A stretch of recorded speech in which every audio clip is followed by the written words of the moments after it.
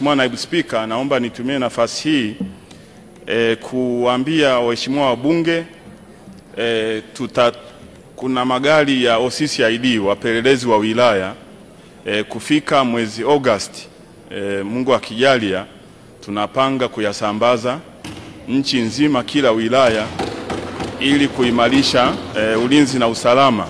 Na nitumie nafasi hii kuhakikishia Watanzania tumejipanga ipasavyo kuhakikisha uchaguzi mwaka huu unafanyika kwa amani na usalama, na tumejipanga kivitendea kazi pamoja na utimamu wa jeshi la polisi na vyombo vingine kuhakikisha kila atakayepanga kufanya fujo anashughulikiwa kwa mujibu wa sheria. Mheshimiwa Naibu Spika, nashukuru kwa majawabu ya serikali, lakini kwa ukubwa wa wilaya ya Malinyi uhitaji walau magari matatu kwa uchache sana. Lakini magari mawili ambayo ameyataja Mheshimiwa Waziri, moja halipo kwenye hali nzuri. Je, serikali iko tayari kutuongezea gari muda wote mwaka huu?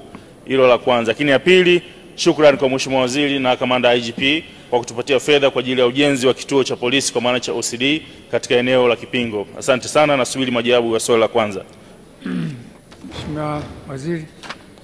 Mheshimiwa Naibu Spika, kwanza nimpongeze Mheshimiwa Antipas Mgungusi kwa jitihada nzuri anazofanya maendeleo kwa ajili ya jimbo lake la Malinyi, lakini pamoja na jitihada hizi amekuwa akifuatilia masuala ya vitendea kazi kwa upande wa jeshi la polisi jimboni kwake.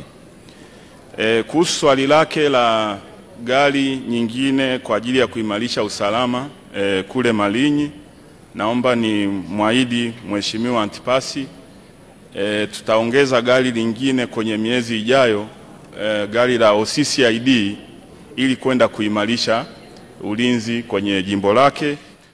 Kama ambavyo nimesema, kwanza kwa wilaya za kipolisi ambazo zilikuwa zijapata magari ya awamu ya kwanza, hivi sasa tayari tumeshapeleka magari mapya Land Cruiser kwenye wilaya zote za kipolisi likiwemo wilaya za mkoa wa Tabora. Kwa hiyo kama gari haijafika, Mheshimiwa Almasi, naomba nikuhakikishie mpango huu, kama mlikuwa hamjapata gari ya awamu ya kwanza, awamu ya pili tumeshapeleka magari. Nitacheki kama halijafika basi nihakikisha linafika, lakini vile vile hata kwenye mpango wa OCCID nchi nzima kupata magari Land Cruiser mapya kufika Agosti, pia na hili tutalizingatia Mheshimiwa Naibu.